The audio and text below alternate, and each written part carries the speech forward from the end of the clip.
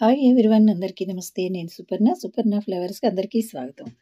మనం రకరకాల పచ్చళ్ళు చేసుకుంటుంటాం కదా! అవన్నీ కూడా రుచి కోసమే చేసుకుంటాం.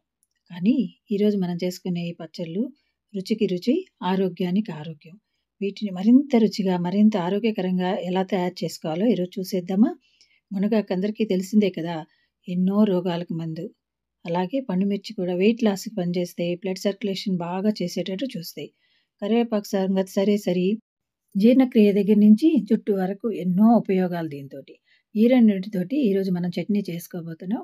ములగాకు, పండుమిరపకాయలు, కరివేపాకు వీటిని మొత్తాన్ని శుభ్రంగా కడిగేసి క్లాత్ మీద ఆరబోసుకొని బాగా డ్రై అయిన తర్వాత ఒక చెటాకు ములగాకు తీసుకున్నాం. ములగాకు చెటాకంటే తెలిసిందే కదండీ! హైదరాబాద్‌లో చెటాకంటే 50 గ్రాములని చెటాకంటారన్నమాట. 50 గ్రాముల ములగాకుకి 50 గ్రాముల పండుమిరపకాయ ముక్కలు తీసుకున్నాం. అలాగే కరివేపాకు కూడా కొంచెం ఎండిన తర్వాత 50 గ్రాములు తీసుకుంటే మనకు క్వాంటిటీ ఎక్కువ కనిపిస్తుంది. దానికి కూడా 50 గ్రాముల పండుమిరపకాయ ముక్కలు తీసుకున్నాం.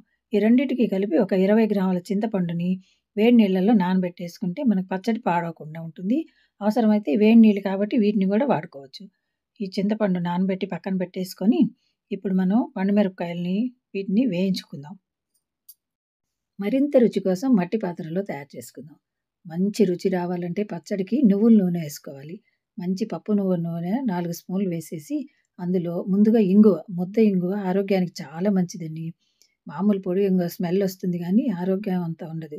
ఇది గనక చిన్న పిల్లలకి పొంగిచ్చి పోసామంటే జలుబు, దగ్గు అలాంటివన్నీ తగ్గిపోతాయి. అంత మంచి మెడిసినల్ వాల్యూస్ ఉంటాయి. దాన్ని కొంచెం చిన్న ముక్క వేసి పొంగిచ్చుకోవాలి. అది కొంచెం వేగుతూ ఉన్నప్పుడే శనగపప్పు, మినపప్పు, ఆవాలు, మెంతులు, జీలకర్ర ఇవన్నీ ఒక్కొక్క స్పూను వేసుకొని వేయించుకోవాలి. ఇవన్నీ వేగేటప్పటికి ఇంగువ బాగా పొంగుతుంది. తెల్లగా వస్తుంది. దీన్ని తీసేసి పక్కన పెట్టేసుకొని వేగుతున్న ఈ పోపులోకి మనం తీసి పక్కన పెట్టుకున్న పండుమిర్చిని వేసేసి సన్నని సెగ మీదే ఉంచి ఇవి మెత్తబడే వరకు వేయించుకోవాలి. ఇవి బాగా వేగాలంటే మూత పెట్టేసామంటే త్వరగా మగ్గిపోతాయి. మూత తీసి చూస్తే 5 మినిట్స్‌లో చక్కగా మగ్గుతాయి. కొంచెం మెత్తబడి వడిలినట్టుగా అవుతాయి. అలా అవ్వగానే వీటిని తీసేసి పక్కన పెట్టేసుకోవాలి. ఇవి చల్లారిన తర్వాత పేస్ట్ చేసుకుందాం. వీటిని తీసేసి ఈ కుండలోనే మళ్ళీ కొంచెం ఆయిల్ వేసేసి ముందుగా మునగాకును వేసి వేయించుకుందాం. మునగాకు 50 గ్రాములు ఇందులో వేసేసి లేత ఆకండి ఊరికే మగ్గిపోతుంది. ఇలా మొత్తం వేసేసి కొంచెం సేపు మూత పెట్టి ఉంచేసేద్దాం.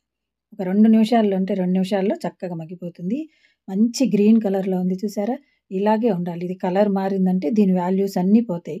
మనం చేసుకునేదే మంచి మెడిసినల్ వాల్యూస్ ఉన్నాయి ఇందులో అని కదా! అందుకని ఎక్కువ వేగనివ్వకూడదు. ఇలా మంచి గ్రీన్ కలర్‌లో రాగానే దీన్ని తీసేసుకొని దీనిలోనే మనం కరివేపాకుని కూడా అందులో వేసేసి కొద్దిగా నువ్వుల నూనె వేసేసి మళ్ళీ ఈ నూనంతా ఆకులకు పట్టేదాకా కలపాలి. ఇలా కలిపితే త్వరగా మగ్గుతుంది. ఇలా కలిపేసి దీని మీద కూడా కొంచెం మూత పెట్టేసి ఒక్క నిమిషం సేపు ఉంచుకుందాం. కరివేపాకు కూడా ఆల్రెడీ ఎండకి కొంచెం వాడున్నది కాబట్టి త్వరగా వేగిపోతుంది. దీన్ని కూడా మంచి గ్రీన్ కలర్‌లో వచ్చే వరకే వేయించుకోవాలి. మధ్య మధ్యలో చూసుకుంటూ ఉండాలండి.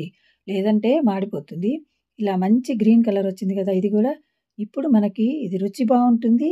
దీని వాల్యూస్ పోకుండా ఉంటాయన్నమాట. ఇలా వేగిన తర్వాత దీన్ని కూడా తీసేసుకుందాం ఇంకా.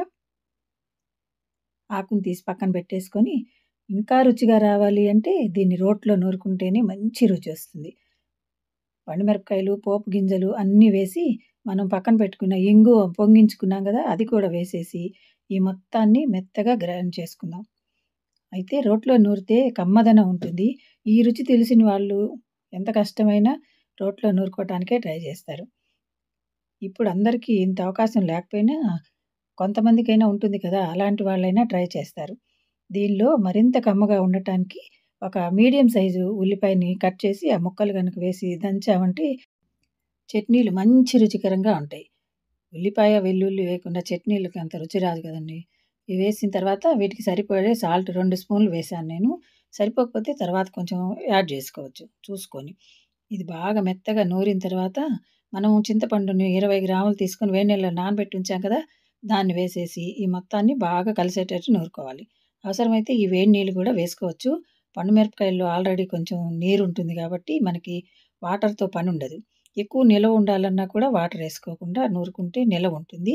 అప్పటికప్పుడు అయిపోతుంది అనుకున్నారనుకోండి, ఈ వేడి నీళ్ళు కూడా కొంచెం ఏసేసి గ్రైండ్ చేసుకోవచ్చు. బాగా మెత్తగా కలియనూరి దీన్ని పక్కకు తీసి పెట్టేసుకున్నాం. ఇప్పుడు మనం ములగాకును నూరుకుందాం ముందు. ఆకులు కొంచెం వేగినయి కాబట్టి త్వరగానే మెదుగుతాయి. కాపోతే మిక్సీలో మెదిగినంత మెత్తగా మెదగవు. కానీ ఇలా నూరుకుంటేనే మనకి పచ్చడి రుచికరంగా ఉంటుందండి నోటికి తగులుతూ ఆకులు. మునగాకు కానీ, కరివేపాకు కానీ కొంచెం చిరుచేదనిపిస్తాయి. అందుకే ఆనియన్ వేసాం మనం. అది పోగొట్టడానికి. ఇంకా తీపి తినేవాళ్ళైతే ఒక చిన్న బెల్లం ముక్క గూడా వేసుకోవచ్చండి. అది వేసుకున్నా గూడా ఇంకా పచ్చడి రుచిగా ఉంటుంది. ఎక్కువ క్వాంటిటీలో గూడా తినగలుగుతారు. ఇది బాగా కలిపి మెత్తగా నూరుదాం. దీన్ని గ్రైండర్‌లో వేసినంత మెత్తగా రాకపోవచ్చు. కానీ మనకు వీలైనంత నూరితే కచ్చా పచ్చాగా దంచామంటాం కదా! అలా వస్తుందనమాట. ఇవి తినేటప్పుడు చాలా రుచికరంగా ఉంటుందండి. తింటుంటే పంటికి తగులుతుంటాయి కదా! ఇది సాల్ట్ సరిపోయిందో లేదో ఒకసారి టేస్ట్ చూసి తక్కువైందనుకుంటే కొంచెం యాడ్ జేసుకోవచ్చు ఇప్పుడే. ఇది కూడా ఏసి బాగా నూరేస్తే మనకి మునగాకులో ఎన్నో రకాల వ్యాధులు నయం చేసే మెడిసిన్ వాల్యూస్ ఉంటాయి. అంతేకాకుండా ముఖ్యమైనది కాల్షియం అనేది అధికంగా ఉంటుందండి ఇందులో. మంతెన సత్యనారాయణ గారు పదే పదే చెప్తూ ఉంటారు. ఆకుకూరలు ఇలా వాటిని తింటూ ఉండండి ఎక్కువగా అని. దీనిలో ఎందుకంటే కాల్షియం ఎక్కువ ఉంటుంది కాబట్టి. చక్కగా పచ్చడి రెడీ అయిపోయింది. ముద్ద ముద్దగా ఉన్న పచ్చడిని బౌల్‌లోకి తీసేసుకుందాం. ఈ పచ్చడి రెడీ అయిపోయింది. మనం ఇంకో పచ్చడి తయారు చేసేసుకుందాం. కరివేపాకు కూడా వేయించాం కాబట్టి బాగానే నలుగుతుంది. ఇది రైస్‌లోనే కాకుండా మనం బాగా మెత్తగా ఇంకా పేస్ట్ చేసుకున్నామనుకోండి, దోసల్లో, ఇడ్లీలో కూడా చాలా బావుంటుందండి. ఊతప్పం వాటిల్లోకైతే ఇంకా బావుంటుంది. చక్కగా ఇలా 2 పచ్చళ్ళు చేసి పెట్టుకున్నామనుకోండి, వారం అంతా దిగులే ఉండదు. అయితే రుచికి రుచి, ఆరోగ్యానికి ఆరోగ్యాన్నిచ్చే పచ్చళ్ళనమాట ఇవి. మామూలుగా మనం పెట్టుకునే పచ్చళ్ళు రుచిగానే ఉంటాయి కానీ, ఇంత ఆరోగ్యంగా ఉండవు కదా! చక్కగా ఇవి నూరిన తర్వాత మిగిలిన కారం వేసేసి కలిపేద్దాం. ఇందులో ఏసేసి కలిసేటట్లు బాగా నూరాలి. కరివేపాకు జుట్టుకి చాలా మంచిదని చెప్తున్నారు కదా! నేను మన ఛానల్‌లో నూనె తయారు చేసి పెట్టాను. కరివేపాకు, ఆనియన్ కాంబినేషన్‌లో. ఆ నూనె నాకు చాలా బాగా పనిచేసిందండి. జుట్టు సాఫ్ట్‌గా వస్తుంది, తెల్లబడదు, అలాగే ఎక్కువ రాలిపోకుండా ఉంటుంది జుట్టు. అంత బాగా పనిచేస్తుంది. మీరందరూ గూడా ట్రై చేయండి వీలైతే. చక్కగా మెత్తగా నూరి సాల్ట్ కొంచెం తగ్గింది దీనిలో గూడా. కొంచెం సాల్ట్ కూడా వేసి మళ్ళీ నూరేసామంటే కమ్మని కరివేపాకు పచ్చడి రెడీ అయిపోయింది. ఇది ఆరోగ్యానికి ఆరోగ్యం. తర్వాత జుట్టుకి, కంటికి అన్నిటికి మంచిది. పైన ఆకలి వేస్తుందండి. ఈ చట్నీలు గనక తిన్నామంటే మంచి ఆకలిని పెంచుతాయి. కమ్మగా పచ్చళ్ళని రెండిటిని వేడి వేడి అన్నంలో వేసుకొని తిన్నామంటే పప్పు, కూరలు ఎందుకు ఇంకెందుకు చెప్పండి? ఇదొక్కటి చాలు తినటానికి.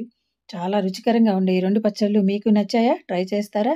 ఈ వీడియో నచ్చితే లైక్ చేయండి, కామెంట్ చేయండి, సబ్స్క్రైబ్ తప్పకుండా చేయండి. అలాగే షేర్ చేయటం కూడా మర్చిపోవద్దు. Thank you for watching. మరో మంచి వీడియోతో నెక్స్ట్ వీడియోలో కలుద్దామా?